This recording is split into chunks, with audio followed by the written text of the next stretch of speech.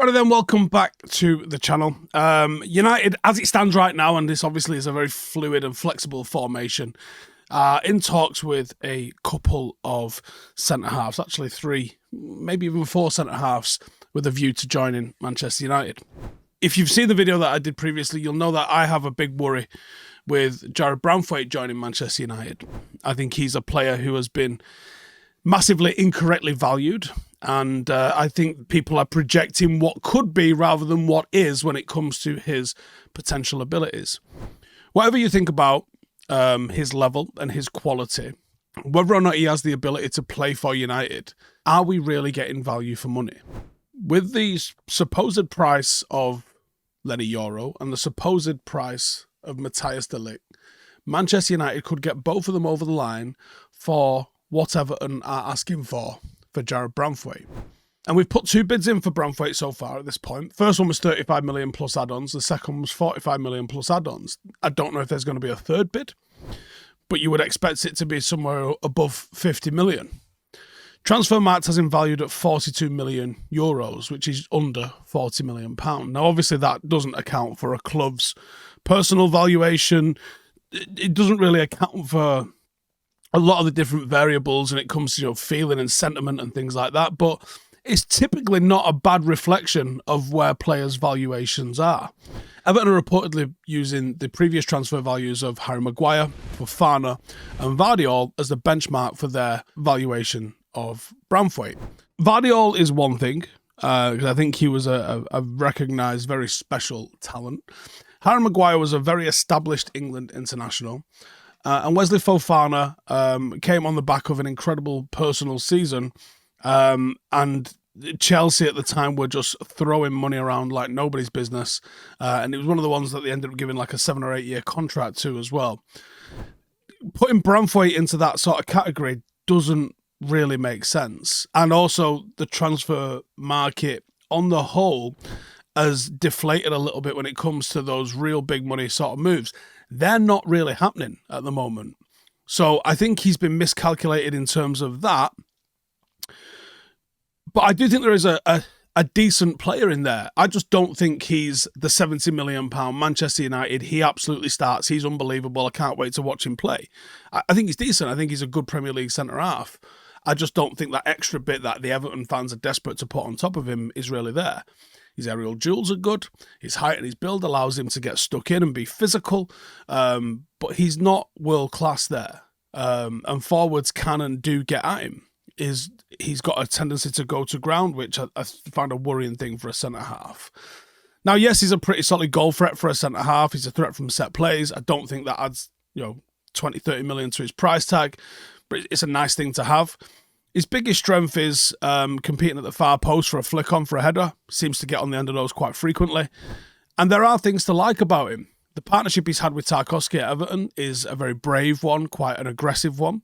And there's a bravery that you sort of expect from a Dyche centre-half partnership. But that's not all it takes for you to come in to Manchester United and start controlling games and start being asked to play 1v1 a lot more. You don't see him played 1v1 a lot at Everton because of the nature of how they play. And I'm not seeing the world-class on-the-ball work that people have spoken about so frequently and so highly. I think he looks awkward on the ball. I think he looks a little immobile. That's where I think some people have drawn the Maguire-esque sort of comparisons, because he does have occasionally quite a heavy touch while driving forward, and it looks a little bit risky and almost a little bit reckless at times when he does that. And I don't put him in the same category as Maguire. I think that's quite a lazy comparison, to be honest with you. But when driving, he does sometimes look at a bit of a risk of overrunning with the ball, and he gets away with it because, it's the same story of a completed pass that sometimes goes on and stitches up a teammate. A completed pass to the wrong foot, or a completed pass that slows down the momentum of an attack, is still a completed pass. There is no metric for, that one didn't really go well. And his long balls are poor. His long passes per 90, 4.22 this season, 52.33% accurate on average. Maguire's hitting 6.99 long passes per 90. 64.61% of those are coming off. Now, the saving grace with Branthwaite is that De Ligt is known as an incredible ball-playing defender, yet his long passing accuracy is not that miles off either. He's about 3 long passes per game with an accuracy of 55.56, but he destroys him in every other metric. You can't really take Everton fans' opinion on what a ball-playing centre-half looks like either. And if you're unsure on Branthwaite's weaknesses, best time to watch him is when he's up against an agile forward. His response time after missing sort of either the initial header or the initial attack is poor, and he often gets taken advantage of. If that's at United, those mistakes are going to be amplified, they're going to be overanalyzed, and they're going to be more frequent in a game. You're protected in a low block. You usually have midfield and defenders all around you. You get really exposed playing for a team like Manchester United that want to play on the halfway, that want to ask you to go 1v1, and that's very difficult. Now, enter Leny Yoro. United have just put in a bid of somewhere in the region of 50 million plus add-ons in euros, €4. He is a better option. When you talk about a direct Varane replacement, this kid couldn't be anywhere more that, right down to the fact that we are fighting Real Madrid for him. This is the one that we hope turns out different, and he doesn't go on and become an absolute legend. Real Madrid the way Varane did. Yoro's got pace, he has got ball playing, and he's got a great attitude as an 18-year-old. This is a player that you pick up now before he becomes a £100 million quintuple winning player for Real Madrid.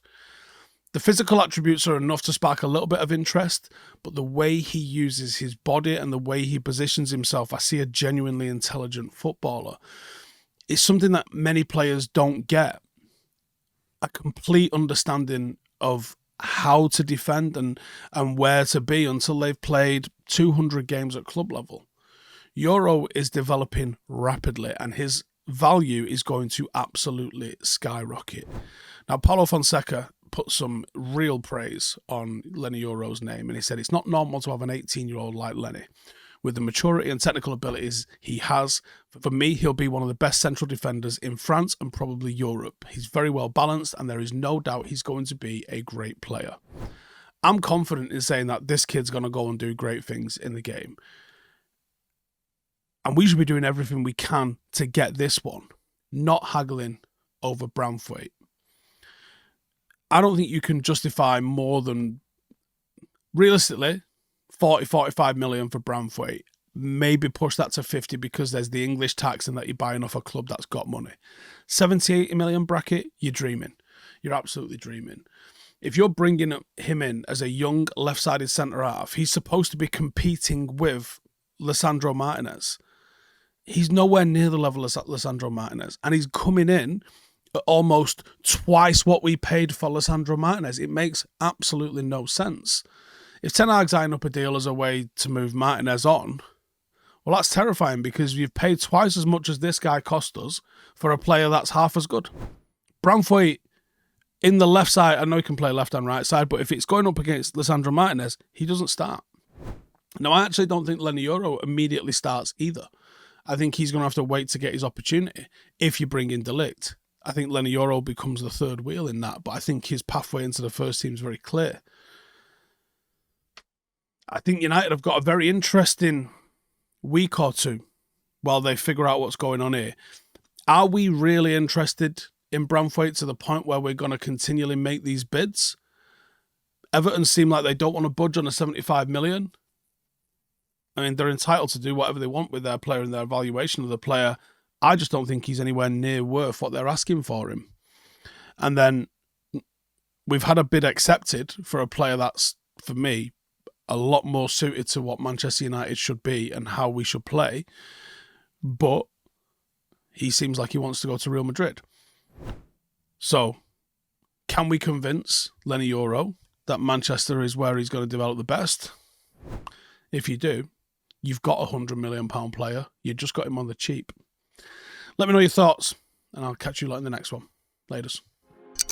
Hey, thank you for watching the video. If you are new around these parts, then don't forget to subscribe. My channel is proudly supported by my community on Patreon. If you'd like to get a little bit of extra content, a Discord group, meetups, five-a-side games, weekly podcasts, behind the scenes, and even an occasional bit of transfer news as and when I get it, then for the price of a pint, you can show your appreciation for the content that we make and get some goodies for doing so as well. Check the link in the description or click the button right here. You'll also find all of my socials here too if you want to follow me on any of those platforms. Nice one.